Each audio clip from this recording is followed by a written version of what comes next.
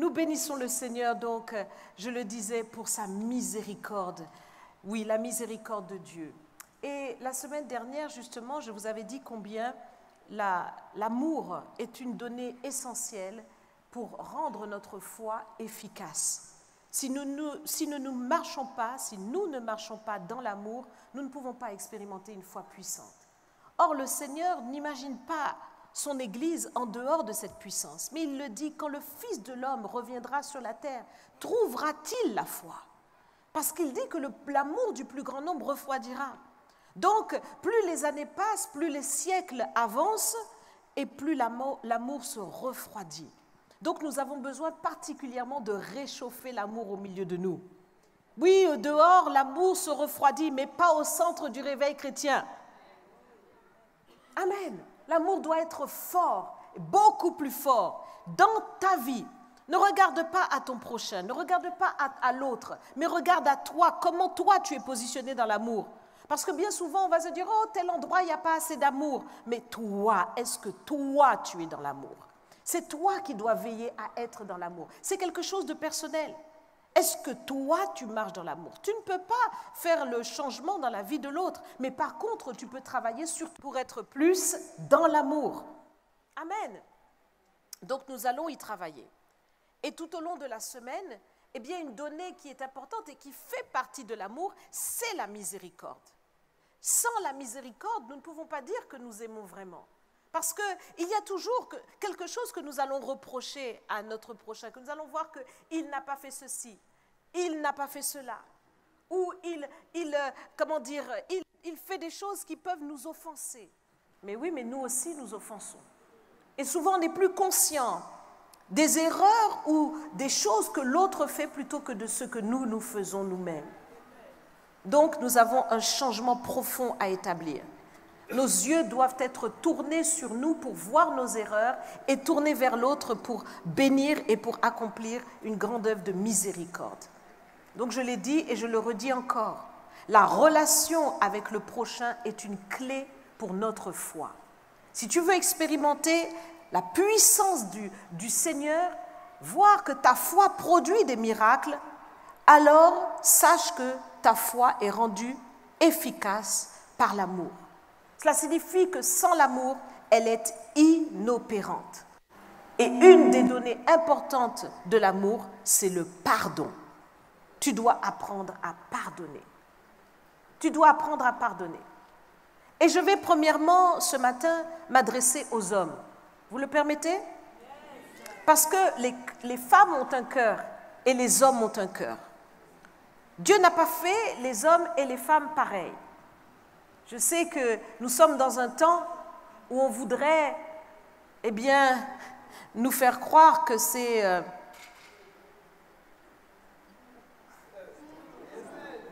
Bref. Mais ça n'est pas. Nous savons que les hommes sont hommes et les femmes sont femmes. Amen. C'est ainsi. C'est comme ça que Dieu l'a fait. Et donc, si nous pensons différemment, nous avons besoin de nous ajuster à la pensée de Dieu. Et effectivement, le Seigneur a commencé par faire l'homme. C'est ce qu'il a fait. Il a fait l'homme. Donc, de la terre, il a tiré l'homme. Il nous est dit qu'il a formé l'homme à partir de la terre. Mais vous savez que lorsqu'il a fait la femme, il n'a pas touché la terre. Vous le savez? Il a pris la femme de la côte de l'homme. C'est de là qu'il l'a formée. Il a pris la côte de l'homme et il a formé la femme. C'est pour ça que jusqu'à aujourd'hui, nous pouvons reconnaître que, eh bien, il y a une côte en moins dans le corps, dans l'anatomie de l'homme. C'est vrai ou pas? Voilà. Bon, très bien. Mais réalisons que l'homme est brut. Sans eux. Ce n'est pas une brute, ce n'est pas ce que j'ai dit. L'homme est brut, c'est-à-dire qu'il a été tiré directement de la terre. Et la femme, elle est un produit raffiné. Les hommes ne sont pas trop d'accord. Hein. Je vois des hommes qui ne veulent pas applaudir. Hein. Mais sauf que c'est la réalité. Quand on parle en industrie, hein, il y a le produit brut et il y a le produit raffiné. Lorsque vous avez été tiré de quelque chose de brut, oui ou non? Bien. Et Jésus parle dans Matthieu 5, verset 19. Et il dit au commencement, parce que les hommes justement viennent vers Jésus et lui disent, mais pouvons-nous répudier nos femmes pour motif quelconque? Et le Seigneur dit, c'est à cause de la dureté du cœur, de vos cœurs, que Moïse vous a permis ces choses. Mais au commencement, il n'en était pas ainsi. Dans Matthieu 5, versets 19 à 20, le Seigneur parle clairement et il le dit. Il dit que c'est à cause de la dureté de vos cœurs. Vous savez, une matière brute, elle est un peu... Voilà, c'est ça. Mais il faut un changement profond. Parce que maintenant, tu dois réaliser ton identité, non pas selon le cours de ce monde et comment le diable a voulu endurcir le cœur de l'homme, mais il veut au contraire, le Seigneur, que tu puisses revenir à l'identité de Christ. Tu dois être comme Christ.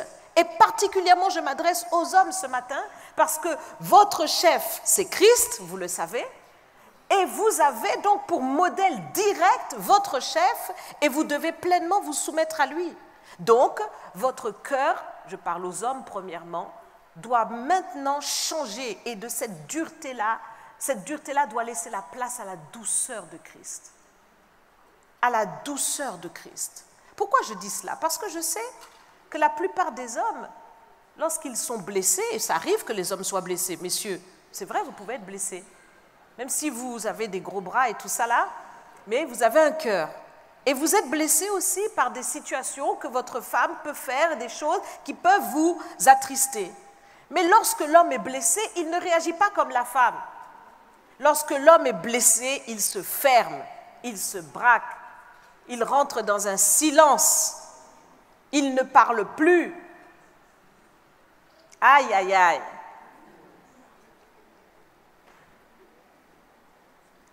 Et là, va essayer d'ouvrir le cœur de l'homme. C'est difficile.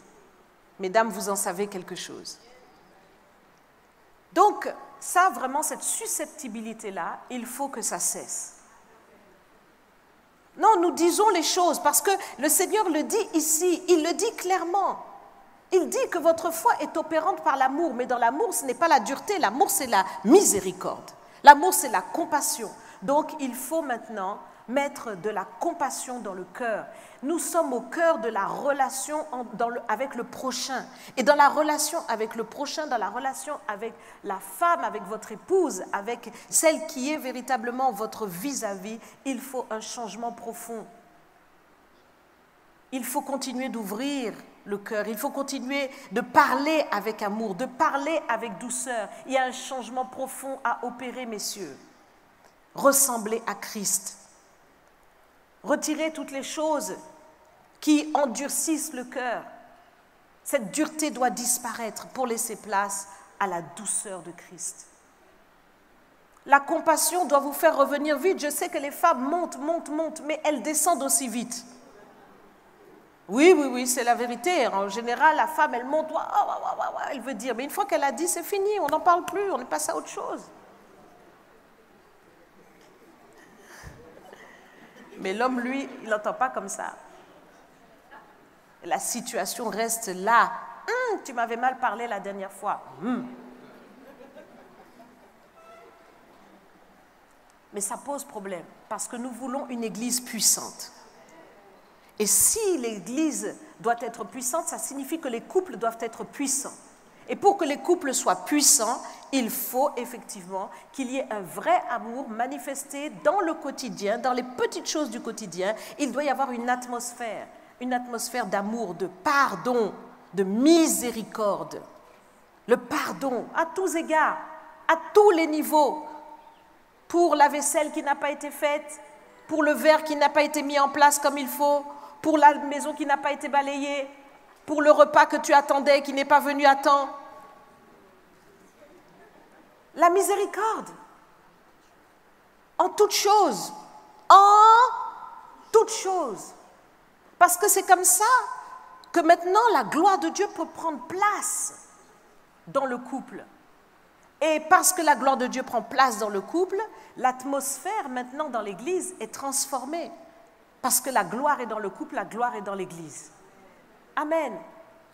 Il doit y avoir un changement profond. Et tout cela, eh bien, c'est la miséricorde qui va nous y aider. Mais pour pouvoir manifester la miséricorde au quotidien, il faut avoir de l'humilité. Parce que si tu penses que tu as raison et que tu veux montrer à l'autre que j'ai raison, donc tant que j'ai raison et que tu n'admets pas que j'ai raison, donc à ce moment-là, eh bien, il y a un orgueil qui se manifeste et cet orgueil-là t'empêche de t'humilier pour dire que chérie, excuse-moi, mes paroles ont un peu dépassé ma pensée. De dire tout simplement pardon, excuse-moi, il y a des maris qui n'ont jamais demandé pardon à leur femme. Je parle aux hommes parce que je sais combien c'est parfois difficile, l'homme a la bouche fermée, on ne sait pas pourquoi. Mais pour parler du match, pour parler du but, refaire le match, ça, les paroles sortent. Aujourd'hui, on parle, on dit tout.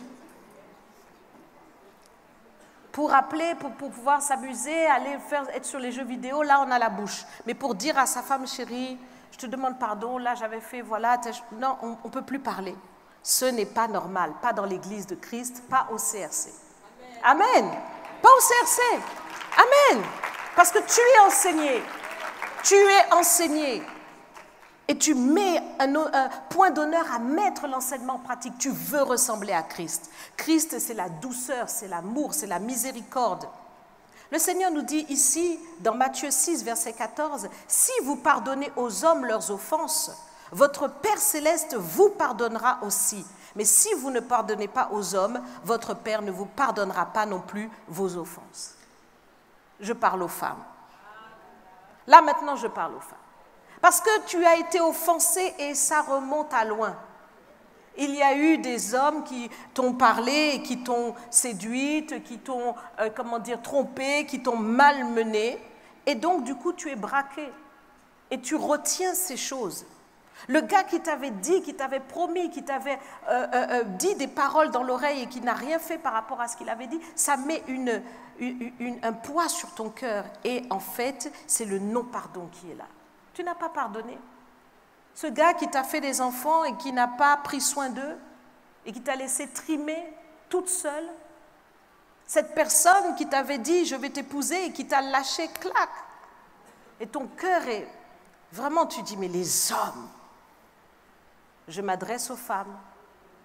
Si vous pardonnez aux hommes leurs offenses. Oui, quand le Seigneur dit ce verset, il parle avec un grand H. Mais aujourd'hui, je te le dis dans une résonance nouvelle pour toi, avec un petit h, pour que tu le comprennes. Si vous pardonnez aux hommes leurs offenses, votre Père céleste vous pardonnera aussi. Il y a eu des choses qui se sont passées, des agressions, des incestes, des violences que tu n'aurais jamais dû subir. On aurait dû te respecter, on aurait dû te protéger dans ton enfance et cela n'a pas été le cas. Mais pourtant, maintenant, il faut que tu te libères de tout cela. Il faut que tu pardonnes. Parce que si tu ne pardonnes pas, ton Père céleste non plus ne pourra pas te pardonner. Donc le Seigneur veut véritablement faire prendre conscience aux uns et aux autres, aux hommes comme aux femmes, que la dimension du pardon doit être quotidienne, elle doit être profonde. Nous devons réaliser qu'il s'agit de mettre en jeu notre éternité. Si vous ne pardonnez pas, vous ne serez pas pardonné non plus par le Père. Et donc la porte céleste vous sera fermée. Quand vous viendrez devant le Seigneur pour pouvoir entrer, il vous dira « Non, je ne vous ai jamais connu. Vous êtes des ouvriers d'iniquité parce que vous n'avez pas pardonné. Tu n'as pas pardonné à ton patron qui ne t'a pas donné l'augmentation que tu attendais. Tu n'as pas pardonné à ton collègue qui n'a pas fait les choses comme tu aurais souhaité et qui t'a regardé bizarrement. Ou tu n'as pas pardonné à tes frères, à ta famille. Parce qu'il y a eu des jalousies, parce qu'il y a eu toutes sortes de trahisons. Tu n'as pas pardonné à tes voisins parce qu'ils ont fait ceci. Tu n'as pas... Et le Seigneur, lui, il retient ces choses. Si tu ne pardonnes pas, eh bien le pardon de Dieu ne peut pas être libéré. Et donc, il y a vraiment la nécessité de faire installer dans nos cœurs en profondeur la dimension de la miséricorde. Nous devons devenir miséricordieux comme notre Père qui est dans les cieux, qui fait lever son soleil sur les bons comme sur les méchants, qui a véritablement beaucoup d'amour au point de donner son Fils unique. Il donne ce qu'il a de plus précieux pour des pécheurs. Voyez? Donc nous avons un grand effort à faire pour élargir nos cœurs et rentrer dans cette dimension de miséricorde. Si nous ne le faisons pas, nous nous fermons nous-mêmes la grâce de Dieu. Nous nous privons de cette grâce. Nous nous privons des bontés du Seigneur. Nous nous privons de tout ce qu'il a pour nous, et ce jusque dans l'éternité. Faisons donc attention. Le pardon est essentiel. Le pardon est important. C'est la porte que tu as empruntée pour venir dans l'Église de Christ. Et tu dois réaliser qu'au quotidien, tu dois marcher dans le pardon. L'offense ne peut pas ne pas venir. D'une manière ou d'une autre, il y aura toujours quelqu'un qui va marcher sur ton pied. Il y aura toujours quelqu'un qui donnera une parole qui n'est pas agréable à entendre. Il y aura toujours quelqu'un qui agira dans le manque de sagesse envers toi. Il y aura toujours quelque chose qui va se passer. Mais toi, veille à marcher dans la miséricorde. Il nous est dit dans Colossiens au chapitre 3, verset 13, « Supportez-vous les uns les autres. Et si l'un a sujet de se plaindre de l'autre, pardonnez-vous réciproquement. De même que Christ vous a pardonné, pardonnez-vous aussi. » Donc, nous devons au quotidien être dans cette attitude-là. Nous devons nous soutenir, nous supporter. Qu'est-ce que ça signifie? Ça signifie véritablement que notre prochain fait des erreurs. Il fait des choses qu'il ne devrait pas faire. Et nous aussi, nous faisons des choses que nous ne devrions pas faire. Mais de la même manière que nous souhaitons que ceux qui nous entourent puissent avoir compassion de nous et renouveler toujours leur confiance pour qu'on puisse aller de l'avant, nous aussi, nous devons faire de même vis-à-vis de notre prochain. Nous devons toujours renouveler notre confiance. Et je peux vous dire que c'est essentiel. La dernière fois, je vous disais dimanche dernier, combien de non-dits. On ne se parle plus, on se tourne le dos. Ce n'est pas bien. On doit apprendre à se parler. On doit passer sur l'offense. On doit même prendre sur soi.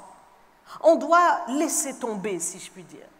Oui, tu as vu qu'il t'a fait... Laisse tomber, c'est pas grave, n'en fais pas toute une histoire. Des fois, tu restes sur un truc qui t'a... C'est pas grave, laisse ça tomber. Fais miséricorde. Parce que des fois, nous retenons les péchés des autres alors que la personne, peut-être, a eu conscience qu'elle a mal fait, n'est pas venue vers toi, mais s'est prosternée devant le Seigneur pour dire, Seigneur, pardonne-moi. J'invoque vraiment ton sang sur moi. Lave-moi du péché que j'ai pu commettre. Et toi, tu retiens le péché de l'autre. Vous voyez, c'est pas bon. Donc, il faut vraiment toujours nous renouveler. Et puis, dans l'Église, il se passe des choses. Il faut en parler. Parce que dans l'Église, parfois, nous marchons les uns avec les autres et tant que nous venons au Seigneur pour pouvoir louer le Seigneur, faire l'œuvre de Dieu ensemble, tout va bien. Mais lorsqu'on se met dans des affaires ensemble, dis avec moi, Combien de fois, Pasteur David et moi, nous avons pu nous retrouver avec des bien-aimés qui peuvent faire des programmes ensemble sans nous avertir, mais quand ça chauffe maintenant, Pasteur, regarde!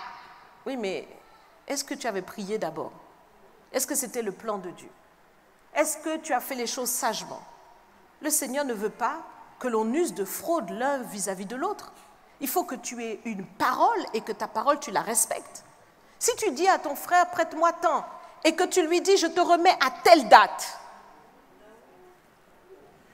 et que tu ne le remets pas à telle date, là, tu crées une situation. Et en plus, tu ne dis plus rien. Tu restes dans un silence, et même tu t'en vas, on ne te retrouve plus, on ne retrouve plus ton numéro. Ce n'est pas bien. Ce n'est pas comme ça. L'enfant de Dieu doit être intègre. Il doit avoir une parole. Et s'il n'arrive pas à faire quoi que ce soit par rapport à un engagement, il doit en parler. Il n'y a pas assez d'amen.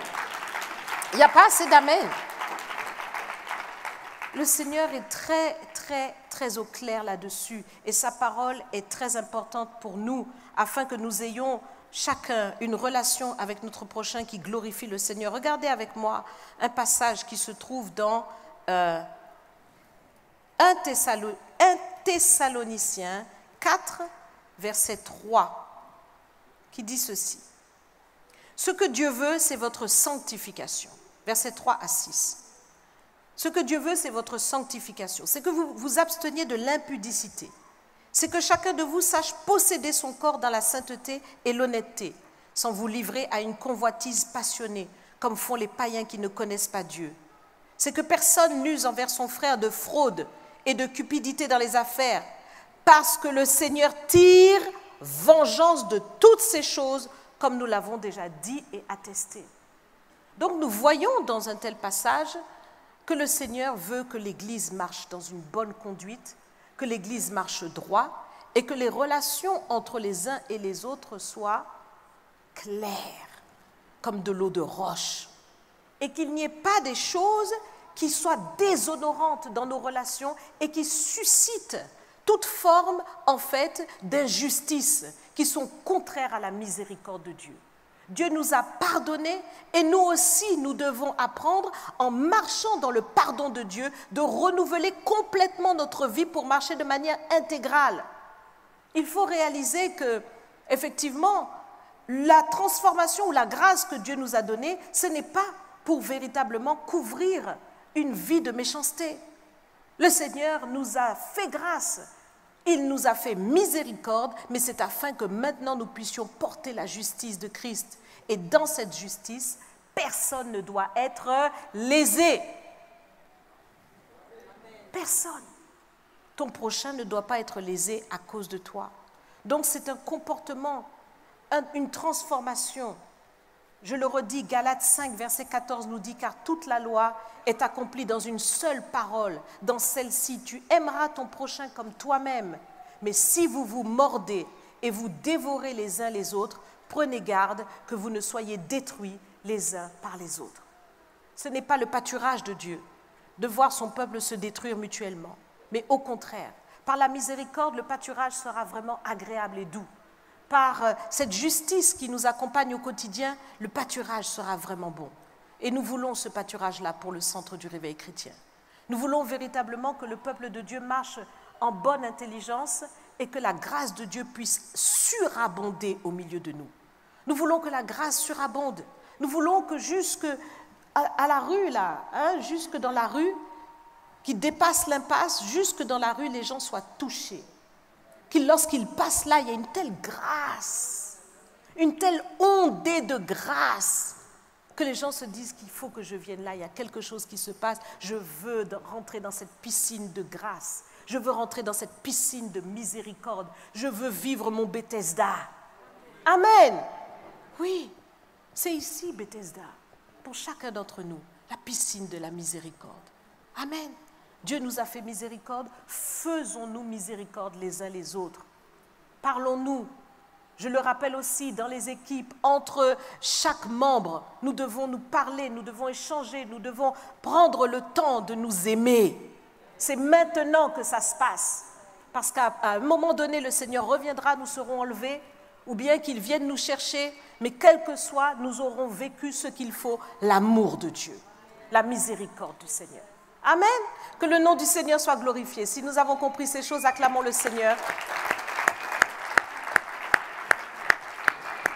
Donc tout au long de cette semaine, nous allons vraiment prier pour apprendre à être dans la miséricorde. Et toutes les choses dont tu te rappelles et que tu as pu souffrir, eh bien tu vas prier là-dessus. Tu vas prier pour bénir les personnes qui t'ont offensé, qui t'ont maltraité. Tu vas vraiment bénir ces personnes-là et tu vas invoquer la miséricorde de Dieu sur eux. Tu vas déclarer que tu les pardonnes parce que le pardon, c'est une décision. Ce n'est pas un sentiment, ce n'est pas une émotion, mais c'est une décision ferme. Nous allons nous mettre debout pour invoquer le Seigneur ensemble par rapport à ce thème, après quoi nous pourrons justement venir à cette table. Merci Seigneur. Je vous demande de répéter ces quelques paroles après moi et vous qui êtes aussi par Internet, merci de vous joindre à nous dans ce moment. Seigneur notre Dieu, nous voici devant toi. Nous voulons de tout notre cœur nous humilier à tes pieds et reconnaître que nous avons manqué de miséricorde les uns envers les autres.